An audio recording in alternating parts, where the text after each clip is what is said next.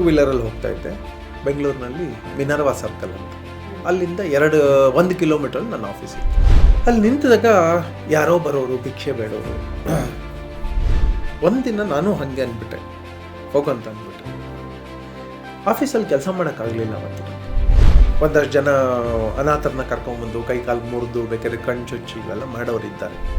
ಎಲ್ಲರೂ ಅವ್ರವ್ರ ಜೀವನ ನಡೆಸೋದು, ನನಗೆ ಬೇಕಾಗಿರೋ ನನ್ನ ನೀಡ್ಸ್ನ ಫುಲ್ಫಿಲ್ ಮಾಡೋದು, ಇದರಲ್ಲಿ ಮುಳುಗಿ ಹೋಗಿರ್ತೀವಿ. ಅವ್ರಿಗೆ ಇಷ್ಟ ಇದೆಯೋ ಇಲ್ವೋ, ಬೇಕೋ ಬೇಡವೋ, ಒಬ್ಬನ ಜೀವನ ಆಗುತ್ತೆ.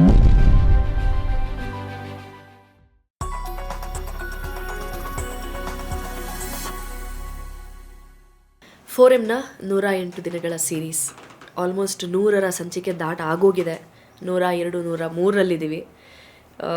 ಮುಗ್ದೋಗ್ತಿದೆಯಲ್ಲಪ್ಪ 108 ದಿನಗಳ ಸೀರೀಸ್ ಅಂತ ಒಂದು ಸ್ವಲ್ಪ ಜನ ಅನ್ಕೋತಾ ಇದ್ದಾರೆ. ಒಂದು ಸ್ವಲ್ಪ ಜನ ನಾನು ಅಡಿಕ್ಟ್ ಆಗಿಬಿಟ್ಟಿದ್ದೀನಿ ಇದಕ್ಕೆ, ಬೆಳಿಗ್ಗೆದ್ದು ಅದು ನೋಡಿಲ್ಲ ಅಂದರೆ ದಿನ ಮುಂದಕ್ಕೆ ಹೋಗಲ್ಲ ಅಂತ ಹೇಳ್ತಾ ಇದ್ದೀರಿ. ಸೊ ನಮ್ಮನ್ನು ಸದಾ ಇನ್ಸ್ಪೈರ್ ಮಾಡುವ, ಇಂಪ್ಯಾಕ್ಟ್ಫುಲ್ ಮೆಸೇಜನ್ನ ಕೊಡುವ ಯೋಗಾತ್ಮ ಶ್ರೀಹರಿ ಅವ್ರ ಜೊತೆಗೆ ಇನ್ನೊಂದಷ್ಟು ಮಾತಾಡೋಣ. ಹಾಯ್. ನಮಸ್ತೆ. ಅಡಿಕ್ಷನ್ ಸ್ಟಾರ್ಟ್ ಆಗಿದೆ. ಗುರುಜಿ ಅಂತಾರೆ, ಗುರುಗಳೇ ಅಂತಾರೆ, ಅಪ್ಪ ಅಂತಾರೆ. ಆ addiction because of your thoughts. ಸೆಳೆತ. ನನಗೂ ಅದೇ ಸೆಳೆತ. ನಿಮ್ಮನ್ನೆಲ್ಲ ನಾನು ನೋಡಿದ್ದೀನಿ, ಅವ್ರನ್ನ ಯಾರನ್ನೂ ನೋಡಿಲ್ಲ, ಆದರೆ ಇಮ್ಯಾಜಿನ್ ಮಾಡ್ಕೋಬೋದು.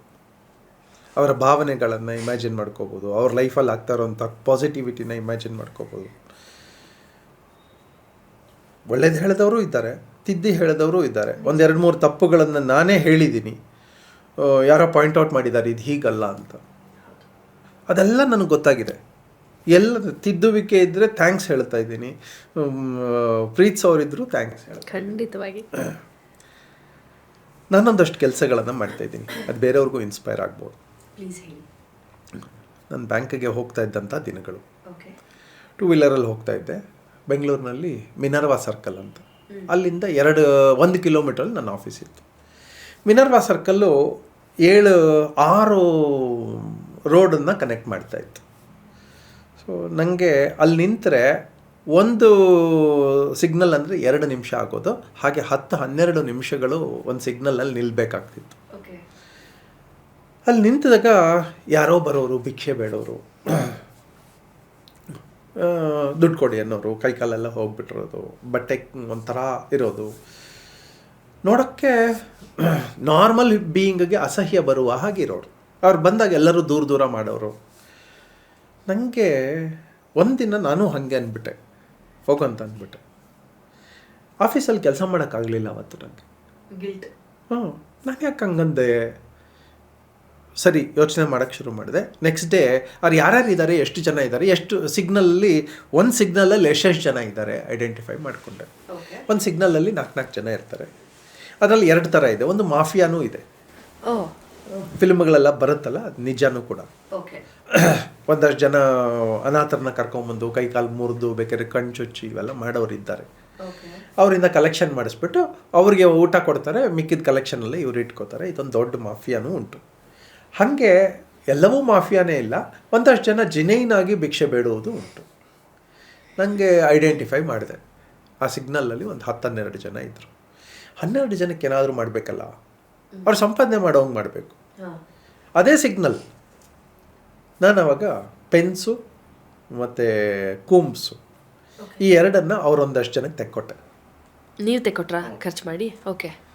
ಅಷ್ಟು ಜನಕ್ಕೆ ತೆಕ್ಕೊಟ್ಬಿಟ್ಟು, ನೀವು ಪೆನ್ ಮಾರಿ, ನಿಮ್ಮ ಒಂದು ಪೆನ್ನಲ್ಲಿ ಇಷ್ಟು ನಿಮಗೆ ಲಾಭ ಬರುತ್ತೆ ಅಂತ ಹೇಳಿ, ಆ ಸಿಗ್ನಲಲ್ಲಿ ಒಂದು 2 ನಿಮಿಷ ನಿಂತಾಗ ಹಾಗೆ ಒಂದು 50 ಸಿಗ್ನಲ್ ಪ್ರತಿನಿತ್ಯ ಬರುತ್ತಲ್ಲ, ಆ ಟೈಮಲ್ಲಿ ಒಂದು 100-150 ಪೆನ್ ಮಾರ್ಲಿಕ್ಕೆ ಶುರು ಮಾಡಿದ್ರು. ನಂಗೆ ಗೊತ್ತಿದ್ದ ಹಾಗೆ ಅಷ್ಟು ಜನಕ್ಕೆ ಜೀವನ ಆಯಿತು. ರೆಡಿ ಆಗೋದ್ರು ಅವರು, ಭಿಕ್ಷೆ ಬೇಡಲಿಲ್ಲ. ಅದಾದಮೇಲೆ ಇದು ಒಂದು ಸಿಗ್ನಲ್. ನಾನು ಅದಾದಮೇಲೆ ಕ್ಯಾಲ್ಕುಲೇಷನ್ ಮಾಡಿದೆ, ಬೆಂಗಳೂರಿನಲ್ಲಿ ಎಷ್ಟು ಜನ ಇರ್ಬೋದು ಅಂತ ಹೇಳಿ. ನನಗೆ ಗೊತ್ತಿದ್ದಂತಹ ಎಲ್ಲ ಜಾಗಗಳಲ್ಲಿ ಇದನ್ನು ಇಂಟ್ರೊಡ್ಯೂಸ್ ಮಾಡಿದೆ. ಥ್ಯಾಂಕ್ಸ್ ಅನಿಸುತ್ತೆ. ಇವತ್ತಿಗೆ ನನ್ನ ಮೈಸೂರು ಯಾವ ಮೂಲೆಗೆ ಹೋದ್ರೂ ಕೂಡ ಭಿಕ್ಷೆ ಬಿಡೋದಕ್ಕಿಂತ ಜಾಸ್ತಿ ಮಾರುವವರು ಬಂದಿದ್ದಾರೆ. ಹೂ ಮಾರೋರು ಆಗಿರ್ಬೋದು, ಹಣ್ಣು ಮಾರೋರು ಆಗಿರ್ಬೋದು, ಸಿಗ್ನಲ್ಸಲ್ಲಿ ಪೆನ್ ಮಾರೋರು ಆಗಿರ್ಬೋದು, ಕೂಂಬ್ ಮಾರೋರು ಆಗಿರ್ಬೋದು, ಕರ್ಚೀಫ್ ಮಾಡೋರು, ಟವಲ್ ಮಾರೋರು ಬಂದಿದ್ದಾರೆ. ಅವತ್ತಿನ ನನ್ನ ಒಂದು ಸ್ಪಾರ್ಕ್, ಅವತ್ತಿನವ್ರಿಗೆ ಭಿಕ್ಷೆ ಅಂದರೆ ಇಷ್ಟೇ ಇದ್ದದ್ದು, ಹೋಗಿ ಕೇಳಬೇಕು ಅಂತ. ಕೇಳಬೇಡಿ ಅಂತ ಇವತ್ತು ಸ್ವಾಭಿಮಾನದಿಂದ ದುಡಿದು ತಿಂತ. ರೂಪಾಯಿ ಬರಲಿ, ₹5 ಬರಲಿ, ₹20 ಬರಲಿ, ಆದರೆ ದುಡಿದು ತಿಂತಾ ಇದ್ದಾರೆ. ಅವ್ರು ಯಾರೂ ತಪ್ಪು ಕೆಲಸ ಮಾಡ್ತಾ ಇಲ್ಲ. ನೋಡೋರು ಯಾರಿದ್ರೂ ಕೂಡ ಇಂಥವ್ರು ಬಂದಾಗ ಅಂಥವ್ರ ಹತ್ರ ತಗೊಳ್ಳಿ. ಅವ್ರಿಗೆ ಇಷ್ಟ ಇದೆಯೋ ಇಲ್ವೋ, ಬೇಕೋ ಬೇಡವೋ, ಒಬ್ಬನ ಜೀವನ ಆಗುತ್ತೆ. Very right. ಇಷ್ಟು ನನಗೆ ಒಂದು ಸ್ಫೂರ್ತಿ, ಅದು ಒಂದು ಚೇಂಜಸ್ ಆಗೋಯ್ತು. ಅಲ್ಲ, ಇದು ಎಲ್ರಿಗೂ ಸ್ಫೂರ್ತಿ. ನಾವಿವತ್ತು ಅದೊಂದು ಆಸ್ಪೆಕ್ಟನ್ನು ಗಮನಿಸೋದೇ ಇಲ್ಲ. ಯಾರೋ ಮಾರ್ತಿದ್ದಾರೆ, ಏನೋ ನಂಗೆ ಬೇಕಾ, ನೀವು ಹೇಳ್ದಂಗೆ ನನಗೆ ಬೇಕಾ ತೊಗೋತೀನಿ, ನೀವು ಹೇಳಿದ್ರಿ ನಿಮಗೆ ಬೇಕೋ ಬೇಡವೋ ತೊಗೊಳ್ಳಿ, ಒಬ್ಬರ ಜೀವನ ಆಗುತ್ತೆ ಅಂತ. ಬಟ್ ಅದನ್ನು, ಆ ಒಂದು ಇನಿಷಿಯೇಟಿವ್ನ ನೀವು ತೊಗೊಂಡ್ರಿ ಅನ್ನೋದು ಕೇಳಿ ತುಂಬ ತುಂಬ ಹೆಮ್ಮೆ ಆಗ್ತಾ ಇದೆ. ಈ ಥರನೂ ಯೋಚನೆ ಮಾಡಬಹುದಾ? ಎಲ್ಲರೂ ಅವ್ರವ್ರ ಜೀವನ ನಡೆಸೋದು, ನನಗೆ ಬೇಕಾಗಿರೋ ನನ್ನ ನೀಡ್ಸ್ನ ಫುಲ್ಫಿಲ್ ಮಾಡೋದು, ಇದರಲ್ಲಿ ಮುಳುಗೋಗಿರ್ತೀವಿ.